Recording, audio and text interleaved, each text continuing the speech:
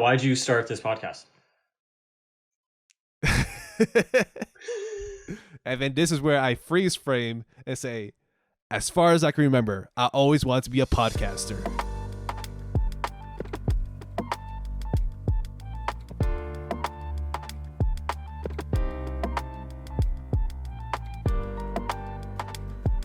Hello, everyone. My name is Jason Ramirez, and welcome to the Hit List Podcast, a podcast where me and guests cross out films from our watch list and discuss them. This is Season 6, Episode 2, and today I'm joined by movie/commercial writer and director Munish Raghuvanshi. Welcome, Munish. Thank you so much for being on the show. Thank you, Jason. How are you? I'm very good, very good. So I know about Munish because he posts these breakdowns of how some films are made, and I learn a lot from these videos he posts on Instagram. Especially because it reminds me of like the special features you see on like DVDs or Blu-rays. I think that's where he gets his inspiration from. And they're actually very well produced, well edited. So that's why I invited him to be on the show. Thank you. I'm just stealing every frame of painting. It's literally just that. That's it. It's nothing more. I think it's a good way of carrying it the torch into this new era of social media. Like exactly. He's been away for a while. Like someone else has to pick up the pace, you know? Take care of the legacy. Yeah, there's a thing. Like Tony and Taylor, they have a Netflix series which you can watch. I think it's called Void. Oh, okay. I think I heard of that one. Yeah. Yeah. I don't have Netflix anymore because the whole no more sharing passwords anymore. Come on, dude. Yeah. So like I'm tired of. I can't steal anymore. I'm not gonna do it. Yeah, exactly. So if it ever comes out on DVD, I might just check it out, or Blu-ray, even better. Yeah. So. Yeah. I want to ask you real quick before we get started. This is a question I ask everyone on the show. What are your viewing habits when you sit down to watch a movie? Do you stick to your favorites or watch something new? It's both. I will, if I have nothing like planned, I will just like recycle old favorites. And a lot of times I don't even watch movies in their entirety. I just go to like scenes I like, sequences I like. But I actively try to watch new things. I have a list, just like on my iPhone, and I'm like, okay, I try to make progress on it. Is it like a traditional list on your Notes app, or is it like Letterboxd? Just a Notes app. Just a Notes app? Okay. I used to do Letterboxd, but even that was too much friction for me. I need the most like basic thing possible. Like even when I like write like my social media content, I just do it in Notepad. So I want like the least amount of features. Like actually, yeah. That actually reminds me of this one newsletter I used to like have emailed to me. I think it was the guy who wrote the book The Ops Goes the Way, and he writes a lot, right? And he said like he was looking for like a very basic laptop where you don't have any special features, whatever. Like you don't connect to the internet. It's just for writing. And I'm just reading it. I'm like, you mean a typewriter? Yeah. Like you're asking for a typewriter, dude. Just get one. You can afford one. And I know, George R. R. Martin. He writes on.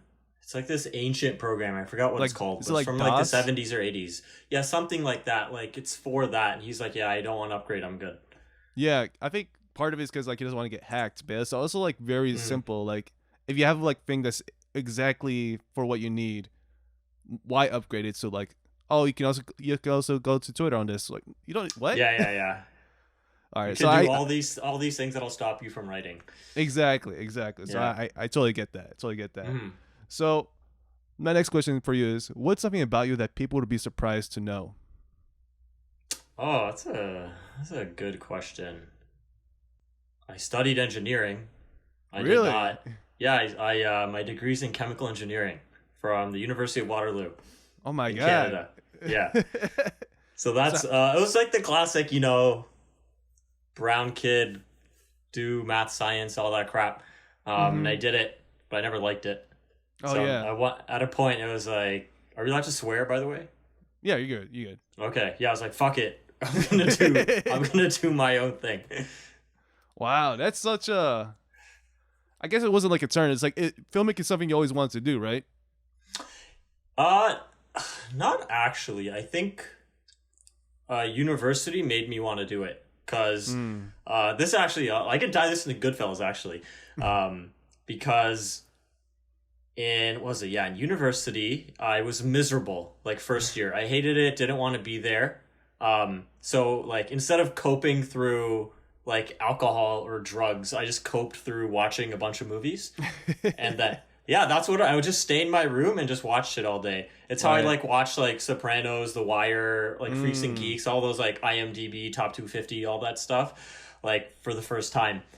And then that just got me into it, and then I unfortunately caught the bug, and now my life is screwed. So I'm trying to be an artist. So fuck me.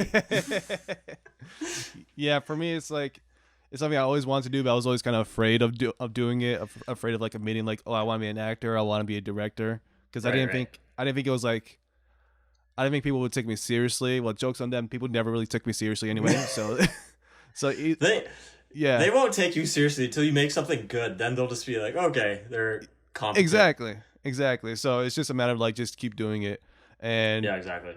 and it's funny for me because like people always think I went to film school because like I talk a lot about filming and stuff, Hmm. and it's like no, I went to school for communication, which is like pretty similar, but not Right, it. right. So Yeah, yeah. I get that. I get that.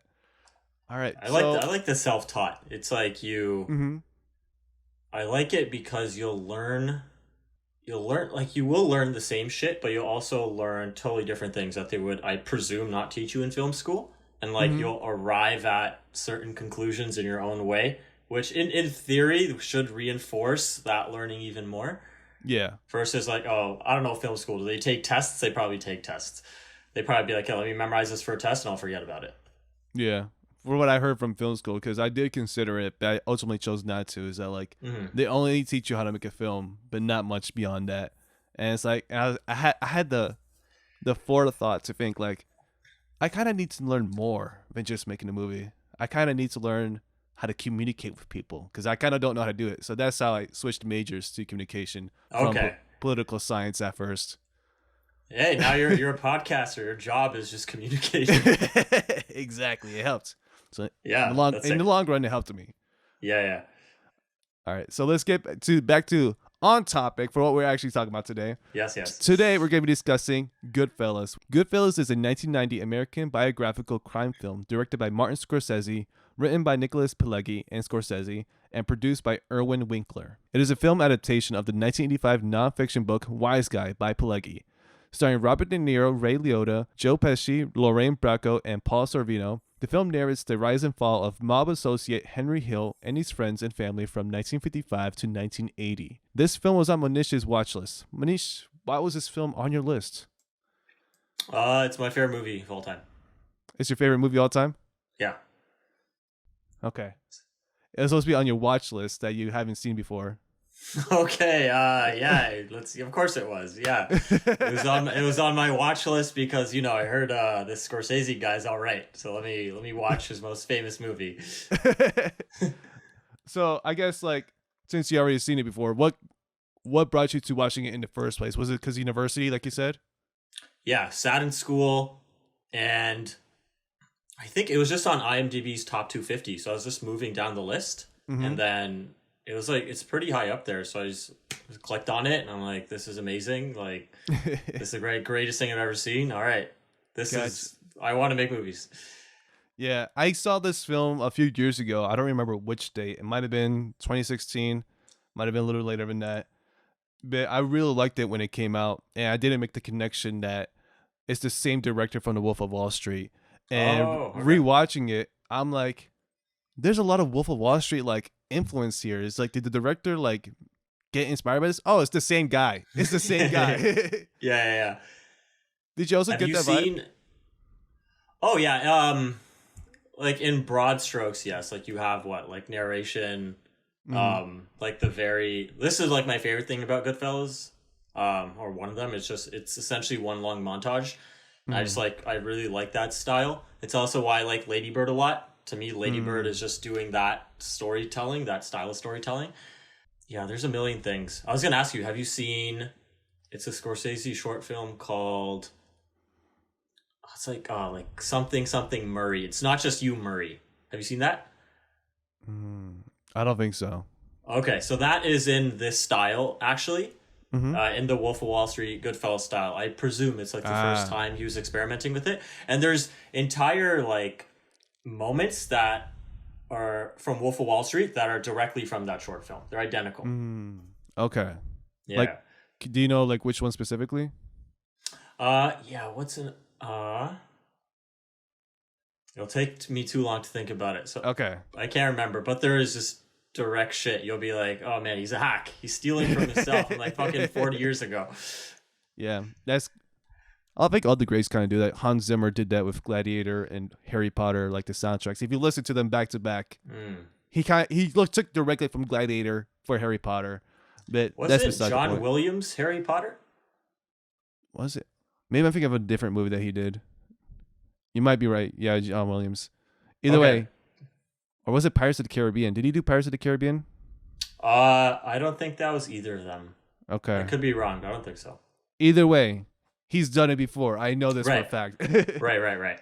So just like you, I can't think of the exact example, but I know exactly what you're talking about. Yeah, there's like all this like John Williams stories of like the like soundtrack for Star Wars.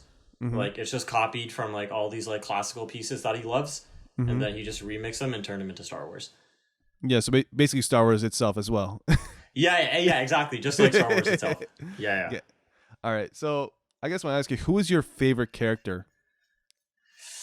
Ooh, who is my favorite character? Probably depends on like the day. But in terms of, okay, let's say in terms of pure entertainment value, it's like Joe Pesci, because he might just like lose his shit at any moment. And I like watching dudes with like short man syndrome. It's really entertaining to me. So that I love. And I do love Henry Hill. Just as like our like guide through the movie. Like he is just a likable dude. Minus all the infidelity and violence. Yeah, ignore that stuff. But all that, like, he's great. And Robert De Niro, he's just anything with Robert De Niro, like I like Robert De Niro regardless of like the character he's playing. Yeah, that tends to be like the way it goes as well. I will say I like Henry Hill the most out of everyone. I was not a big fan of Joe Pesci's character because he was a very violent man and he lost his shit over nothing. And the way he killed Spider, I was like, no, I fucking hate this guy. He needs to die. And guess what? He did. that was I was watching the movie with like an ex-girlfriend once, and that was the moment where she's just like, why are we watching this? There's no one to root for. That's what makes it great. Yeah. But I'm just like, it's all right. It's not just stick with it. She didn't end up liking it, but I'm like, that's okay. Yeah. It's like even Joe Pesci was like not understanding why he would shoot the guy out of nowhere. He had to like really work towards like that moment, like why would he do this right at this moment? You know? Well, he told you to go fuck yourself. Hey, you gonna let him talk to you like that? Yeah. Yeah. Thing, it's short man syndrome. It's just his fucking ego. And what's crazy is that like I've only known Joe Pesci from the Home Alone movies. Really? And like when seeing him like a few years, like the first time I saw him a few years ago, I'm like, is that Marv or is it Harry? I don't remember. Either way, Harry. It's Harry. Is that Harry? Where's Marv? But yeah. Go ahead. No, sorry. I was gonna say Home Alone was also my first exposure to Joe Pesci. Yeah, I don't even think I registered who he was in Goodfellas like until like watched like number 5 of Goodfellas. Mm-hmm. Yeah, so it's definitely like something like it's a wild consideration, like why he would. I think they were released in the same year, wasn't it? Because they were both 1990. Oh yeah, good point. So it's very bizarre. Like he'll be like in two completely different genre films for different audiences in the same year, and he did well in both of them. It's bizarre. It speaks to his range. That's why he's great. Yeah. And he came from, I think, improv comedy, so it makes sense. Oh, really? Like that. Yeah, and to me, he's funny in both performances. He's really funny. Yeah, he's great. He's great. So this movie is considered one of Martin Scorsese's greatest films and a classic in the crime genre. What do you think makes the movie stand out from other mob movies of the time? Of the time, I don't know. I haven't seen enough movies of the time. I guess like we can do the obvious like Godfather like comparison. Because that's probably the other one most people know about. Like for me, it's just like Godfather is like a mythical like fantasy story, right? It's way more like operatic. And Goodfellas is just more grounded and real. This is what actually like their day-to-day life is like. Yeah. Right? Like it's way more like documentary, like leaning. Yeah, that's probably like. Then there's a bajillion like stylistic differences. I don't know how much time you got, but I'll let you lead that. Yeah, I will say like I have the controversial opinion among my peers that I'm not a big fan of The Godfather, Oh, and really? I've tried watching it many times. Every time it's like I like it even less. I can't get into it. And then I saw Goodfellas. I'm like, guys, y'all been telling me The Godfather is one of the best mob movies ever. When Yeah, Goodfellas is right there, and yeah, people got mad at me like, hey, Goodfellas is good, but don't compare that to shit to The Godfather. I'm like, what are you talking about? I don't understand what you're talking about. And I do my best not to mention that in public because I'll get shit on by everyone, no matter no, like do which. it. Just do it. Just be a heel. Like fuck it. Who cares? The last time I did it was when I first started university because I transferred to university and I was in one class and we were making a discussion like it was like a communication class. Like, hey, if someone says like unpopular thing, everyone automatically jumps on them and then they feel isolated and then they Mm, lose their power. Something along those lines. I'm like, yeah, and I said, yeah, it's kind of like me. Like, what I don't like The Godfather, and and then I didn't even finish the sentence. Like everyone's like, I'm like, okay, chill. It's an opinion. It's like, no, how can you not like The yeah, Godfather? I'm like, okay, now I see the example happening in real time. But you know what? I will defend myself because I like to do this out of spite. It insists yes. upon itself. No, I love it. Just become George Costanza. Yeah, someone's actually compared me to George Costanza once. Oh, really? Was that? Yeah. And were you deeply offended or proud? No, I was just confused at first because I hadn't seen Seinfeld in a while. I'm like, oh, George, Mm. George. Oh yeah, I get he's a funny guy. Yeah, I always like Seinfeld's like my favorite show, like Hmm. ever, and like George is probably my favorite character of all time. But I would Yeah, never want to be friends with him. yeah, exactly. He's terrible. The whole Yeah. friend group is terrible. Yeah, but I love watching him on TV. It's why I like Joe Pesci's character. I just like he's entertaining to me, and that's what makes him my favorite character. Yeah. So Yeah. I want to ask you real quick. So this movie has been cited as like a major influence on like the next subsequent films and filmmakers. It was even an influence on Jonah Hill. He saw this movie when he was 7, Really. believe it or not. Um, So one of how my do you? favorite actors, Jonah Hill. Yeah, and he eventually worked with Martin Scorsese in The Wolf of Wall Yeah, Street. yeah, So how do you think like this film's legacy shaped the crime genre and storytelling in general in cinema in years to come? right. Crime genre. Okay, there's definitely been you've probably seen like a billion, not a billion, but a bunch of movies afterwards in that style. I know Hmm. there's that one. It's like called War Dogs. I think Jonah Hill's actually in that Yeah. movie. It's like right, Jonah, Miles Teller, and like Ana de Armas, Mm-hmm. and they're like what? They're like arms dealers or something, right? And it's 100% still told in that Goodfellas style. Anytime I just like think of like voiceover, like even something like Edge of 17, like Haley Steinfeld, like coming of age Yeah. movie, it's just like, okay, she literally says at the beginning, let me take you back, boom. And then we go back right at the beginning. So definitely like in that way, it's influenced like all movies. And in terms of like, let's say more like specific style, like Paul Thomas Anderson, like he rips everything off. Once again, not a bad thing. I also just rip everything off when I make shit.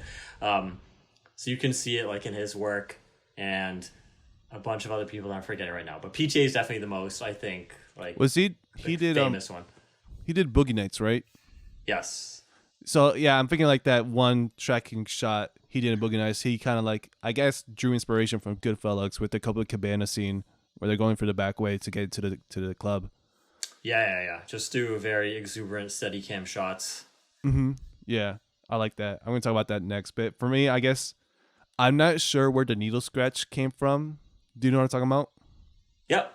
Needle Like drop. people like needle, well, not needle drop, needle scratch. Where like something will happen and then it will like freeze frame, and then characters like you're probably wondering how it got here. Oh, okay. Yeah. Yeah. So it's so Scorsese's, I think he stole that from a French movie, Truffaut movie called Jules and Jim. Okay. If he didn't get the freeze frame from there specifically, he said that Goodfellas is just him trying to make an entire movie in the style of the first like 10 minutes of Jules and Jim. Okay. Yeah. I haven't seen that. I had to like get more. I'm sorry, my dog's trying to get inside. Hold on. Oh yeah, it's all good, all good. All right, where was I? We're talking about Ju- Um, Jules and Jim. yeah, the influence. I'm like, oh, Scorsese tried to make Goodfellas in the style of the first 10 minutes of Jules and Jim. Gotcha. I'll have to look into that one. But I guess I Okay. want to talk about like which were your favorite scenes? I know one of mine, but which one stood out to you? Can I try to guess your favorite scene? Yeah. Was it the funny house scene? Which one's that one? It's like the first time we meet like older Joe Pesci, and he's like, you think I'm funny, blah blah blah, all that shit. Oh, yeah. I'm funny how? No. Yeah. It's not that scene for you. No. For me, it's like I like that one. It's like a quotable one, but not my favorite scene. Okay. Yeah, my favorite scene. I don't know if I have like a favorite. Man, this whole movie, it's all my favorite. It's okay. You answer, then I'll answer. What do you Okay. think? It's the one shot, the oneer with the tracking shot with the Copacabana where they're Okay. going for Yeah. That one's great. I guess I just like how even without even knowing like the backstory into how they made that, I just liked how it just basically introduced what's her name? Was it Helen? Well, His wife, right? yeah, his wife. Basically, before they even married, like he's introducing her to his world, and she's, she's seduced by everything. Like everyone knows his name. She sees how powerful he is. Like, and basically they get front row seats to the show just by going for the back, and just because he has connections, and Yeah. she's seduced by the whole thing. And then I guess the audience is also like entranced by the whole thing because everything's happening as if it's real in real time. And so that's why I've always been impressed by it. And I was like both thematically what it represents and also technically how it looks on screen. After that, I would bang Henry Hill. After if he took me to dinner like that, did all this, you're like, yeah, whatever you want me to do. Yeah. It's a great time. Her name was Karen, by the way. Karen Hill. Karen. Okay. Yeah. But yeah, he probably did that with more than one woman. So he's like, he knew what he got. Oh yeah, that's his move, right? That's his play. 100%. I might have to make my own play like that. Yeah. Local club here. Yeah. My favorite scene, right? Can I give you my favorite sequence, which is like the last day to be a wise guy Yeah. sequence? Yeah, that's like definitely the part that if I'm randomly just scrubbing through Goodfellas, I'll land on there. Yeah. It's a really good one. And it makes sense because he's on drugs. So like you kind of see like how he's thinking and you kind of get how he's thinking as well. Oh yeah. My like I'm going to do like my own personal like Goodfellas study soon.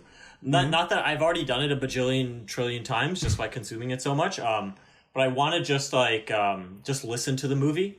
Like drive around and just listen to the audio, and especially in the last day being a wise guy, I want to really pay attention to just like how the songs are transitioning in and out, and like what points they're changing and why. Like I'll try to guess like why the decision was made to do it at that point. Yeah, I will say like when I was doing my studies on the film, after this movie came out, they tried to get the editor who edited the movie to do the same thing on like other films, and then she'll be like, no. It's not the same. It doesn't call for this at all. Yes. The reason why it's edited like this is because Harry is like on drugs and he's paranoid. Like everything, so many things are happening at once, and his point of view is frenetic. That's why it's like that. We can't do it on this film because it'll just be like in the style of Goodfellas, but without getting what Goodfellas is about. So I like how she was like, "No, we're not doing it because it doesn't make sense." I wish more people were like that. Yeah, I like honestly, if I was a producer or somebody, like I understand why they would ask that. It's like, hey, that part was cool. Like, do it for our movie. People might like our movie more. Yeah, but then they only like that one part. Like, what's a movie that you only know because of that one part? For me, it's X-Men Apocalypse, I think, with Quicksilver. Okay. That's it. That's all I know about the movie. That one Quicksilver scene where he saves everyone at the school. That's it. Have you seen the rest of the movie? No. Oh, okay. I've seen it, and the only thing I remember, or not, my favorite part about it, the most memorable, is that Apocalypse when he like is born, whatever. He learns all the information about humanity by just touching a TV, and he learns everything. It's amazing. It's amazing. It's so stupid.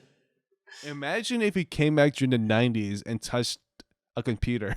Yeah, it was so good. I'm like, this is my favorite X-Men now because how stupid this is. That's so. I don't want to say stupid. It's like silly. Yeah, it's silly. But you know Yeah, what? I appreciate it for what it is. That's the only part of that movie I actually like. It's just that. So, speaking of violence and Yeah. loyalty and betrayal, how effectively do you think they delve into like these topics in the movie, like of like loyalty and betrayal? What do you mean by effectively? Like, do you think they were able to effectively portray like loyalty among the mob? Yeah, I guess I can only speak to in terms of like, did I buy the behavior? And yeah, I bought the behavior that. Mm-hmm. And I felt betrayed that Henry ratted his friends. I hate a rat. Everyone hates a rat. Yeah. So I felt that, and I'm like, yo, fuck you, Henry. Yeah, I definitely felt that too. But like, I'm also like a very much like goody two shoes. I'm like, yo, he needs to pay for his crimes, like especially Uh, because I didn't like Henry from since he was a teenager because they basically got that mailman and beat him up to make sure he never brought home papers from school, mailed it to his yeah, parents' home because he it's a got great beat up scene. that one time by his dad. And I'm like, if you really cared about him, you do that to his dad. And because I thought they were gonna do that, because like I forgot what happened in that first part. I thought that they went and beat up his dad. I'm like, yo, that's kind of fucked up. It's like, oh no, they just beat up a mailman. But even then, that man is just doing his job. He's literally just delivering mail. Yeah, poor mailman. He did not deserve that. He's just collateral damage, unfortunately. Yeah. So the thing I caught the second time around was how there's like two. I don't want to say two different chapters, but because like there are chapters in this movie, but it's like two very crucial moments in the film. I guess the one crucial moment, it's like the foreshadowing. Yeah, there we go, foreshadowing. I forgot whose character it was. I think it was the guy who was the big guy. Forgot his name. Polly, like the boss. Yeah. He was like telling Harry like in the beginning, like, okay, you're one of us now. Like, don't rat us out. The thing we don't like is Oh a yeah, rat. that You was remember that? De Niro was doing that in the courtroom scene. Was it? Okay. Yeah, Yeah, it it's was. right. Okay. He Yeah, said like one thing we don't like is a rat or whatever. And I'm like remembering like, oh, this is like the moment like he's gonna be loyal, but not when it counts the most for them. And I was like, damn, huge foreshadowing right here. I didn't see it before, but now I see it. It's like he's gonna rat them out. And even though it's like an autobiographical film, not autobiographical, it's still like some biography to this film. yeah, It's based on the actual guy. I was yeah. like, they did it very well, like the way they structured the film, the screenplay for that. I feel like you honestly have to do that, like setup. So I was reading, the other day. What did I watch? Oh yeah, Guardians of the Galaxy 3. Mm-hmm. So I watched that. Have you seen it? No, please don't mention it. Okay, fuck. All right. Let's say, okay, I'll use another example. Imagine in some other movie, like, Guardians of the Galaxy 2. yeah, Guardians of the Galaxy, it rhymes with three, Shmuri. I'll just say, okay, a thing happens at the end that was not set up. So it felt like, oh, that came out of nowhere. And Right. it was like, it's supposed to be like a big emotional moment, but I'm just like, you have not been building up to this, so I don't really care. Yeah. So I'm like, because that's like, they have to do that, because the whole ending is literally, do I rat or not? Right. I see what Yeah. you mean. A And lot that happens. Yeah, like, obviously, okay, the movie would work without it, but it wouldn't be as, like, strong without, like, that code. And that's just, like, mob code in general, right? Mm-hmm. That was pretty much all my questions. But like, what's something you want to discuss with someone that you never really get to talk about when you talk about this movie? I guess I kind of mentioned it. It was the fact that this was the movie that helped me stop feeling sad in university and made me want to make movies. This was it for you? Okay. Yeah. If I had to pick one, it was this movie. Yeah. Yeah. Let me think about. I did watch a lot of stuff. I watched mostly TV shows back in school. I watched Arrow a lot, and when season 4 of Arrow happened, I was so mad. What happened? I haven't seen the show. Okay. Okay, here we go. I had to set up for this. All right. First 2 seasons of Arrow are amazing, right? It's not the best, but it's good for what it is, And the second season was amazing because they had Deathstroke in there, and they established him as like an ally to Arrow at first, but then later on he becomes his worst villain because he's not only attacking him as Arrow, he's attacking him as Oliver Queen. He's attacking his family, his friends, everyone close to him, because he did something to him that he believes he did something to him that could have been avoided, right? And it's amazing. Like, great ending second season. Third season comes on.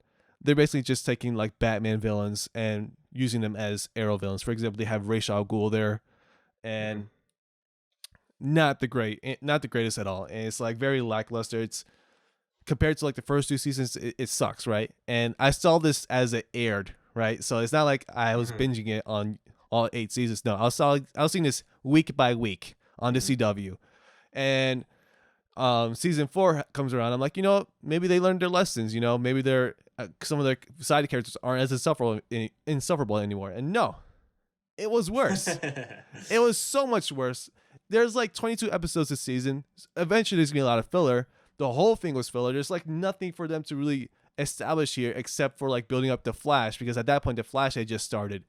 And with every episode, I just got more and more mad with the characters and their decisions. It got to a point where I missed an episode because I was really busy with school, and I was gonna rewatch it. I was gonna like watch it like in the next couple of days, and then I was getting on the website to like watch it, and then I'm like, you know what? Past couple of days, I haven't been stressed out as much because I haven't been angry at all. Maybe I should stop watching the show. The quality of life went up. Dude, it's so crazy how like something that was like stressing me out, like making me mad, as soon as I cut it off my life. Yeah. I didn't even have to think about it. It's like, it shot up. I'm like, these past 2 weeks, I haven't had to think about, I haven't been stressed out. Like, I know what's going on, but like, I haven't watched it. So like, you know what? I'm just not watching it anymore. And since then, just never watched it. And I heard stories of how it got worse from there. For worse from season 4. I'm gonna give an example. In season 4, his love interest. Okay, there's two parts of this. Okay. In the comics, his love interest is Black Canary. Dinah Lance. She's like Lois Lane to Superman. That's how close they are in the comics. That's like integral. But then there's like this character who was made for the TV show who got really popular, and the loudest fans of the show were like, "Oh, we want them to be Endgame." And I guess they listened to this fans on this one, even though they weren't the majority, they were just the loudest. And then they killed off Black Canary. Oh shit! And then they put up like this other character, and then she gets shot. Right? She loses the ability to use her legs. Right? So she's kind of like, what's her name? She was like Batgirl in a sense, right? They kind of like gave her that role of like Oracle, and then she like has insufferable fights with him for no reason, just for drama. And at one point she leaves him, but guess how she leaves him? She's in a wheelchair. She's in a wheelchair. No. If only. She gets up from her wheelchair and walks away. Oh, that's amazing. That's so bad. I love it. It's so bad. And they didn't establish it because like, in the same episode in the beginning, she was recovering. She was in physical therapy and she was like struggling. And then at the end of the episode, she's able to walk up and walk away. I'm like, you never established that she was able to walk like that. You showed in the same episode she couldn't walk without immense help. And how can you show this? So I was like, you know what? I'm done. Now that's a very long explanation as to like why I loved Arrow when it came out, and I just hated it afterwards. And then the Flash replaced it, and then they went for the same season 3 curse. Why is that? Is that like, do people know why this happens to CW superhero shows at season 3? I have a theory. Not a theory. I have a hunch. Okay. The first season always has the most production value because they're investing more into it. So they have like the best writers, whatever. And then it gets lower in production value because they have to use a license to use the characters' names in every episode, because it's not their creation, it's DC's. So they had to like cut costs everywhere. And I believe it also within the writers, they had to cut costs as well. So they had to let some people go. And also it's 24 episodes a year. So like they're 45 minutes, right? Yeah, they're 45 minutes each. Lot. So it's a lot. It's like you have to dilute a lot of material. and then it gets more popular each year. So like they're gonna make it keep going. So even though all the best stories have already been told, they had to have a way to make it keep going, make it more money. That's kind of what happened with Supernatural. Like even though the show was supposed to end at season 5, the original story, they kept going for another 8 years because they kept making more money. I see. So I call it the season 3 curse because that's all that happened with Arrow, where I had amazing first 2 seasons, and then third season is when they're really trying to find, well, what else can we do? The Flash, first season was great. I love the first season. Second season was okay, could have been better. Third season was just terrible. And I guess because they're being stretched thin with all the DC CW shows. They're not sure, like, they had Black Lightning, they had Batwoman, eventually they had Supergirl, they even had Legends of Tomorrow, which I'm amazed that they had 100 episodes, to be honest, because, yeah, I think you'll like that one, because each episode is like a different genre of film. They had like a Western, nice. They had a samurai, science fiction. Yeah. Oh, that's cool. So, like, over 100 episodes they did that? They did over 100 episodes of Legends of Tomorrow, which were like, and they were basically like the outcasts of all the other shows from like Flash and Arrow, you know? I see. So, yeah. Man, I'm going to have to edit this out because it's not a part of the topic. Bonus features. People, this is what people want to hear. At least spoil Guardians of the Galaxy 3 right now and then leave it in there. Bonus features. Patreon. If I don't have one, though. All right. Yo, do it. Put it in. That's interesting, though. There's a lot. Well, we can talk after the podcast on a different day about all this other shit. All right, so I'm going to talk about the production real quick. So Goodfellas is based on the New York crime reporter Nicholas Pileggi's book called Wise Guy. And Martin Scorsese didn't intend to make another mob film, but he saw a review of the book, and then he actually eventually read it while he was working on the set of The Color of Money in 1986. And he was really fascinated by the mob lifestyle and was drawn to the book because he thought it was the most honest portrayal of gangsters he had ever read. After reading the book, he knew that what approach he wanted to take with it. He said, quote, "To begin Goodfellas like a gunshot and have it get faster from there, almost like a 2.5-hour trailer.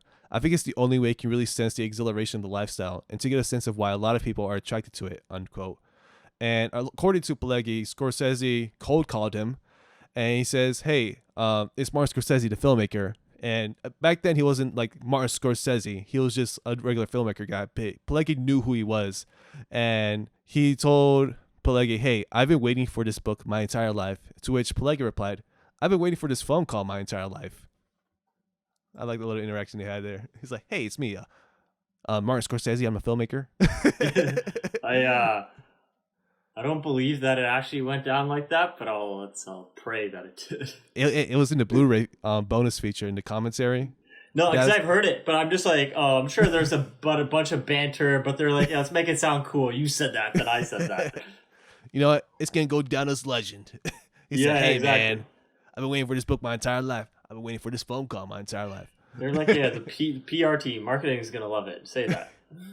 So they both collaborated on the screenplay, and over the course of 12 drafts, it was finally reached like their ideal script. And Pileggi realized like, oh, the visual styling has to be different. It can't be like how it is in a book. And he was fine with that. I guess he's one of the few writers who recognizes like you can't adapt the book exactly how the book is written because it's a different medium. And that's something that a lot of people get. I didn't get it at first either.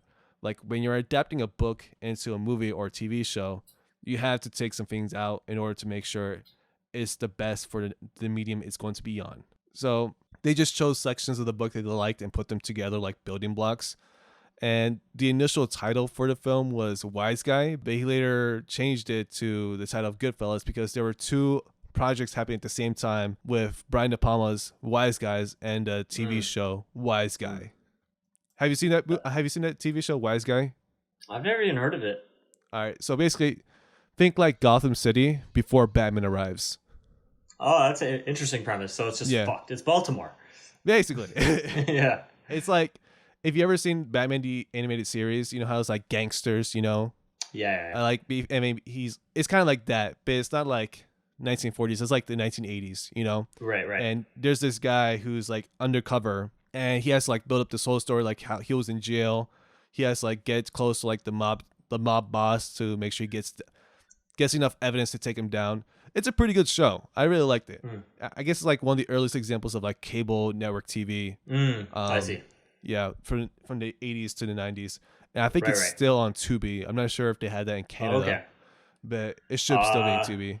yeah, not sure. All right. Also, Wow. so Irishman also has the same like book, um, Ah. the book idea where like the book is called "I Heard You Paint Houses," but if Mm-hmm. you watch Irishman, the beginning, the title is "I Heard You Paint Houses." Mm-hmm. That's what you see. You only see Irishman at the very end. Oh, okay. Yeah. Okay. I haven't seen Irishman yet either. Yo, watch that movie. It's I sick. I just know it's like really long, and at the time when it came out, I was so busy. I barely had time to sleep. No, So, I watched it in like pieces. yeah. I Yeah. guess that's a good way to see it. So, as far as like the casting for this film, once Robert De Niro was agreed to be in the movie, Scorsese was able to secure the money he needed for this film, which was, I believe, it was $25 million, and that was like up to that point, that was the highest he'd ever had for a budget film. And Ray Liotta, who played Henry Hill, he read the book when it came out and he loved it. And a couple years later, his agent told him that Scorsese was going to direct a film adaptation. In 1988, Liotta met Scorsese over a period of a couple months and auditioned for the film, and he campaigned aggressively for the role through Warner Bros. Pictures. But Warner Bros. Pictures wanted like a more well-known actor, and he later said, "I think they would have rather had Eddie Murphy than me." Yeah, Eddie Murphy was big at the time. 80s Eddie Murphy, he was big. You ought to watch that movie. Eddie Murphy playing the Italian guy. I think we can still make that. We can still make that. That's my goal. I'm gonna try to get that movie made in 10 years. So Scorsese's cast Liotta after De Niro saw him in a movie called Something Wild, and Scorsese was surprised by his explosive energy in that film. Some other actors who were considered for the role of Conway, which Robert De Niro eventually caught, were Al Pacino and John Malkovich. And Sean Penn, Alec Baldwin, Val Kilmer, and Tom Cruise were considered for the role of Henry Hill.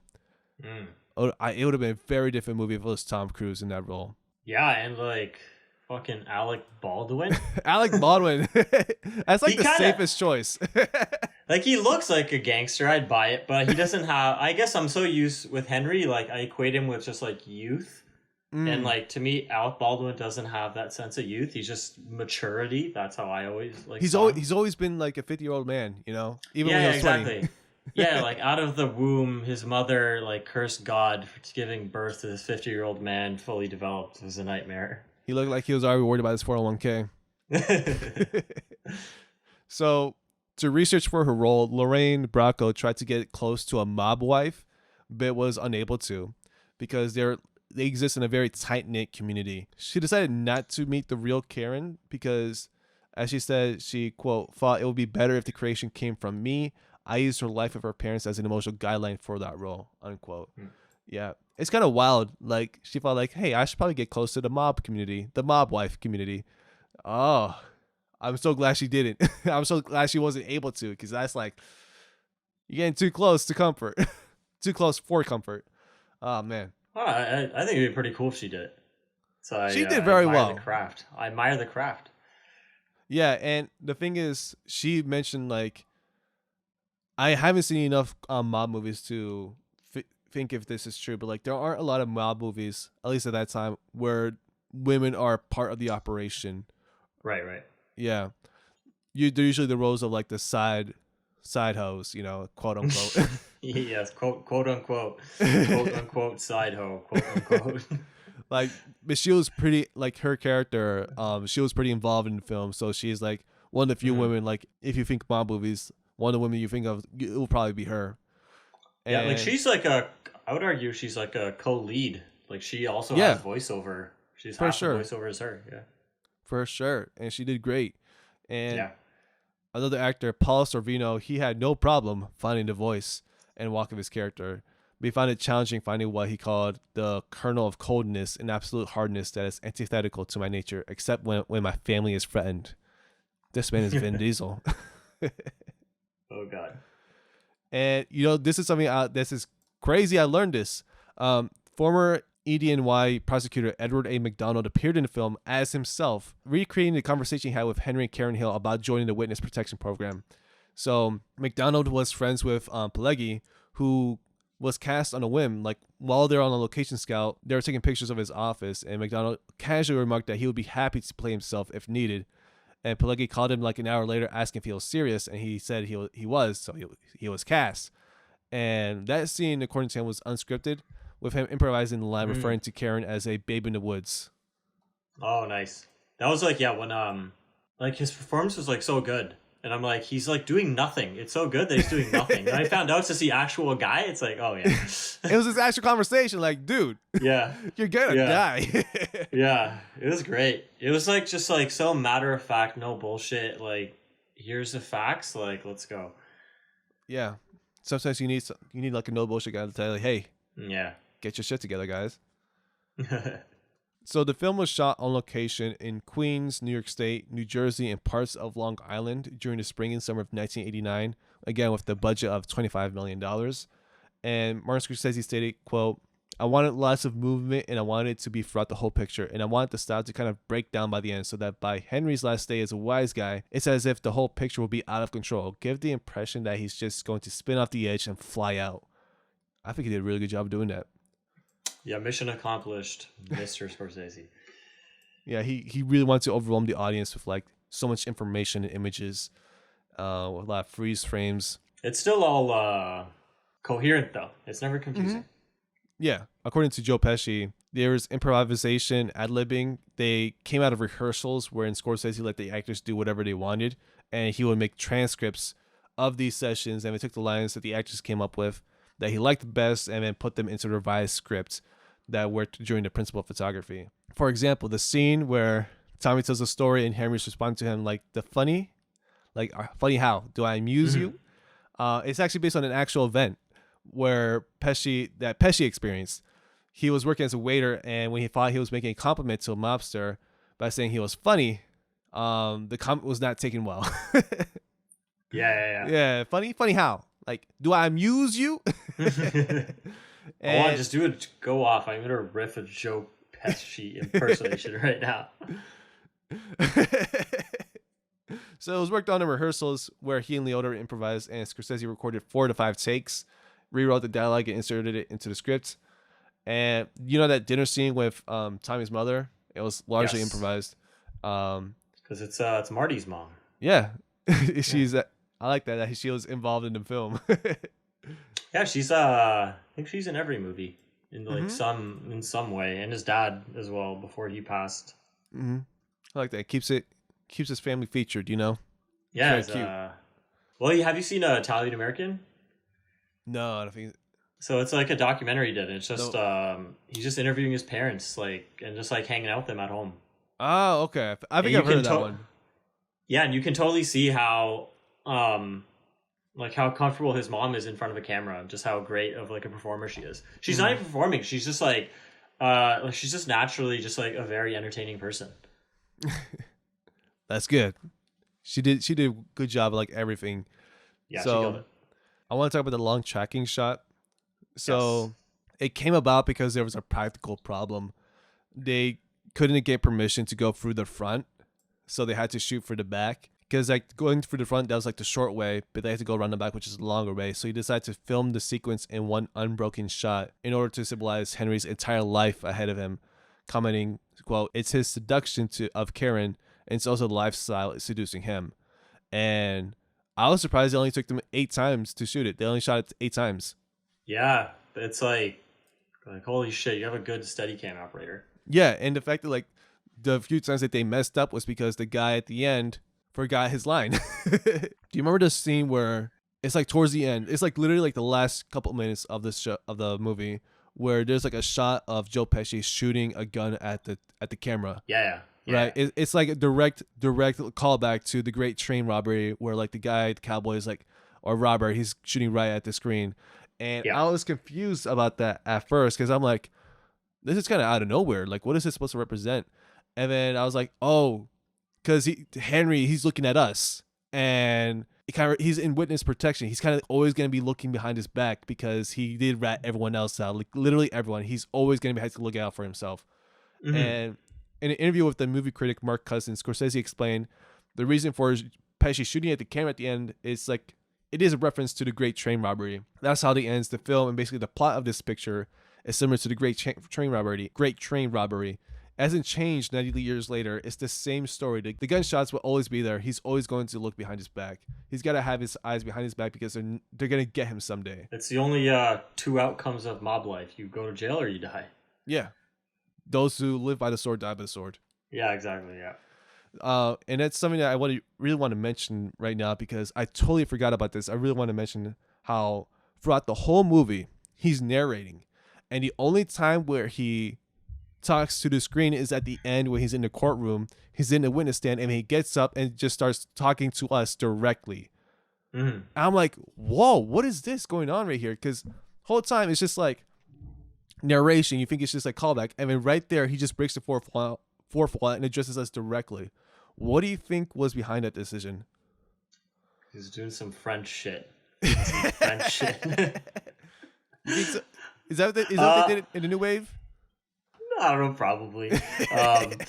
Why did he do it there? I don't know, man.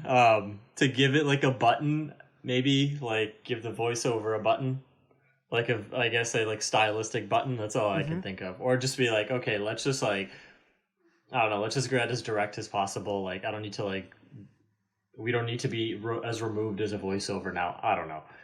I think it's a good way to say it. It doesn't have to be so removed now that like it's over. It's coming to an end. Yeah. I'm trying to remember what my like reaction was the first time to that, and I can't remember. But it never like took me out of it. I was just like, oh, okay. Right. I guess it took me out the second time because the whole time I was watching, I'm like, wait a minute. I kept thinking of Wolf of Wall Street and how he kind of does that, how Leo does that in the film. Yeah, and I'm like thinking like, is that what he's trying to do in Wolf of Wall Street? Because he didn't do it as much in this movie. But whatever. I think he didn't overdo it. It was just that one time he did it, and it really brought it home. It's like, oh, this is happening, you know? Like he's telling us the end of the story, or how the end of the story as it is now. So for post-production, Scorsese wanted to depict the film's violence realistically. However, he had to remove 10 frames of blood to ensure an R rating from the MPAA. Imagine that, 10 frames. And let me see. Oh, so in the first test screening for the film, we're like the last day as a wise guy. Guess how many walkouts there were within the first 10 minutes of showing that scene? 50. Close. 40. Okay. Yeah. There were 40 walkouts. People weren't used to it. They didn't like it. But guess what? It works. It was something unique. Yeah, I can see.